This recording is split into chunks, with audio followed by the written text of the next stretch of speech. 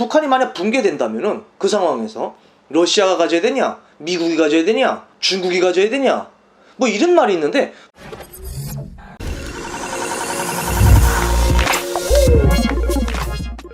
시청자 여러분 안녕하세요. 이철훈 인사드립니다. 오늘 이번 시간에는요, 통일이라는 주제를 가지고 이야기해 보도록 하겠습니다. 뭐 또 통일에 대해서 또 이야기하면 또 복잡하게 또 호불호가 좀 갈릴 텐데요. 뭐 통일을 해야 된다, 통일하지 말아야 된다, 뭐 솔직히 통일이란 소리만 나와도 그러시는 분들이 많더라고요. 네, 그래서 이거는 우리가 통일을 해야 되느냐, 통일을 하지 말아야 되느냐, 통일은 어떤 방식으로 해야 되느냐, 뭐 이런 거가 있죠. 근데 저는 통일을 반대하는 사람의 한쪽입니다. 물론 또 오해하지 마세요. 끝까지 시청을 하셔야 됩니다. 통일을 종국적으로 반대하는 건 아니에요. 통일은 어쨌든 해야 된다. 뭐 물론 많은 분들이, 그리고 또 우리나라에 뭐 박사 교수님들 얼마나 많습니까? 그리고 정부에서도 그렇고 통일 대비 대책을 다 세워놨겠죠.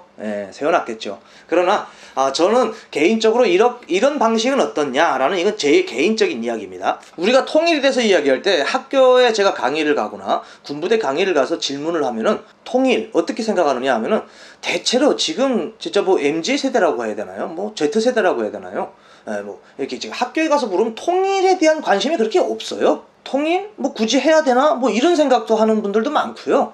그리고 너네는 너네, 그러니까 두 개 국가로 살고 그냥 뭐 북한에 대해서 우리 한 나라라고 생각하지 말자, 뭐 한 민족이라고 생각하지 말자, 뭐 이러시는 분들도 있는데, 그러면은 제가 보니까 만약 북한이 김정은 정권이 무너진다. 자, 우리는 완전 북한하고 등지고 사나마나 북한에 아예 관심도 없어. 그리고 우리는 북한을 인정도 안 해. 같은 민족으로.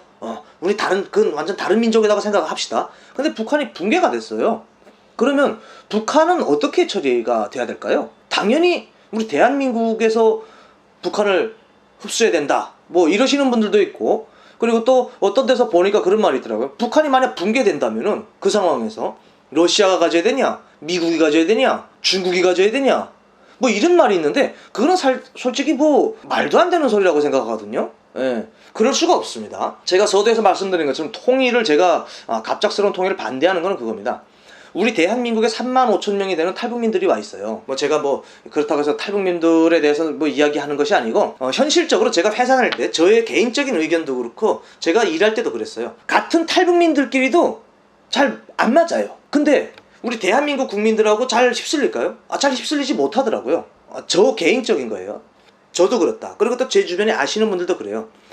일단 뭘 대화할 때도 그렇고 탈북민 분들하고 한국 분들하고 처음에는 뭐 신기해서 북한에서 물어보고 합니다. 물어보고 하고 이야기하다가, 그것도 어느 한계라는 게 있잖아요. 지나가면 대화할 말이 없어요. 내가 자려온 환경이 너무나도 다르기 때문에, 너무나도 극과 극이기 때문에 대화가 잘 안 됩니다. 여기서 한국분 3명, 탈북민 1명 있으면 물어보는 건 오직 북한에 대해서만 물어보는 거예요. 그리고 한국 정착 일반적으로 좀 대충 물어보고, 그 다음에 뭐 앉아서 이야기하다 나면은 분명히 이분들도 또 자기들의 이제 학교 시절 얘기를 할 거 아닙니까? 그러면서 이 한계점이라는 게 있더라고요.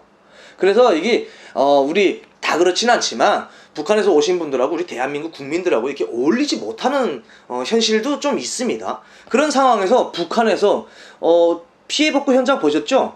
북한인민들 김정은이에게 막 이렇게 울고불고 하는 거, 그거 누가 시켜서 그러는 거겠죠? 실제 우는 거예요. 우는 거는 인정합시다. 왜냐하면 그 체제에서 그렇게 살았기 때문에, 김정은이, 김씨 집안이 북한에서는 하늘이고 태양이고 하고 교육을 받았기 때문에 그거는 안 그럴 수가 없죠. 그런데 그런 사람들이 김씨를 태양처럼, 김씨 집안을 태양처럼 하던 사람들이 갑자기 통일이 돼가지고 이 자본주의, 민주주의 시스템을 받아들이고, 그것에 대해서 그분들도 분명히 우리 대한민국이 잘 사는 것을 알고 있습니다. 근데 받아들일 건 받아들이지만 갑자기 받아들이지 않는 것들도 있거든요. 저 역시도 같았어요. 갑자기 이것이 받아들여지려니까 처음에는 조금 부담스러웠습니다. 그런데 그것이 어느 시간이 지나니까 모든 것이, 언론도 받아지게 되는 겁니다. 갑자기 받아들일 수는 없어요. 그런데 갑작스러운 통일이 돼가지고 남북이 왕래하면 어떻게 될까요? 서로 안 맞아서 난리가 날 겁니다. 뭐 이렇게 말하면 좀 과하다고 할 수 있겠지만 전 세계 살인국가 1위가 될 수도 있고요. 그래서 저는 개인적으로 우리 대한민국이 만약 북한이 김정은 정권이 무너지고 또 김정은 다음 대든 언제든 우리는 어쨌든 종국적으로 통일은 해야 됩니다.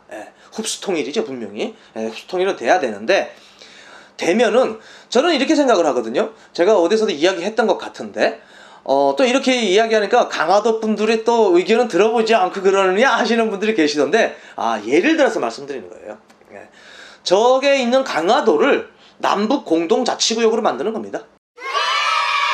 남북 공동자치구역을 만들어서 북한도 들어와서 거기서 북한의 장사, 뭐 북한의 시장 경제가 활성화되고 있다는 거를 잘 알고 계시지만 북한의 시장도 들어오고 우리 대한민국 시장도 나가고 공장 기업소 다 나가는 거예요. 우리로 말하면 회사도 나가서. 그래서 북한 사람들 들어와서 한국 뭐 경제 시스템을 볼 수도 있고 일할 수도 있고, 한마디로 하면 남북 공동자치구역입니다. 그리고 북한 경찰도 있고 한국 경찰도 있고.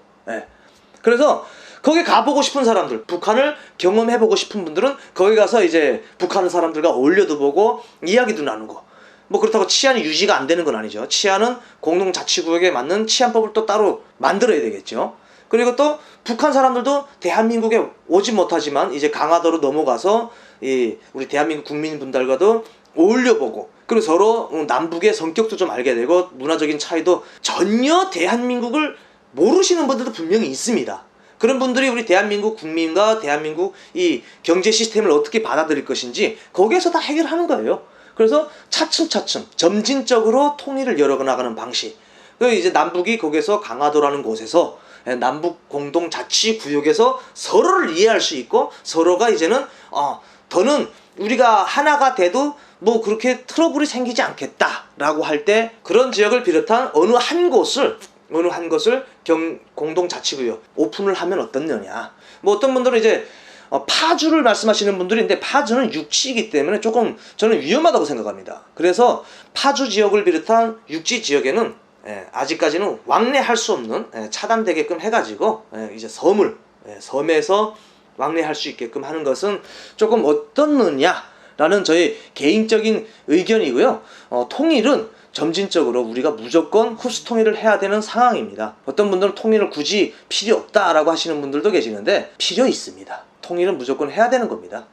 근데 그 방법과 형식에 있어서 어떻게 해야 될 것인가를 물론 많은 분들이 저 위에 계시는 분들께서 많이 생각하고 고민하고 계시겠지만, 저희 개인적인 의견도 조금 오늘 영상을 통해서 우리 시청자분들께 공유해 드려봤는데요. 서로만의 생각이 다를 수가 있습니다. 서로만의 생각이 다르고 통일 방식에 대한 것도 다르고, 통일을 굳이 해야 되느냐, 하지 말아야 된다, 해야 된다 라는 호불호가 갈리고 대치 상황인데, 그런 내용에 대해서는 우리 시청자 여러분들께서 댓글에 조금 이해할 수 있게끔 좀 달아주시면 그거를 참고해서 저도 좀 배워가는 시간이 됐으면 좋겠습니다. 시청해주신 여러분 감사합니다.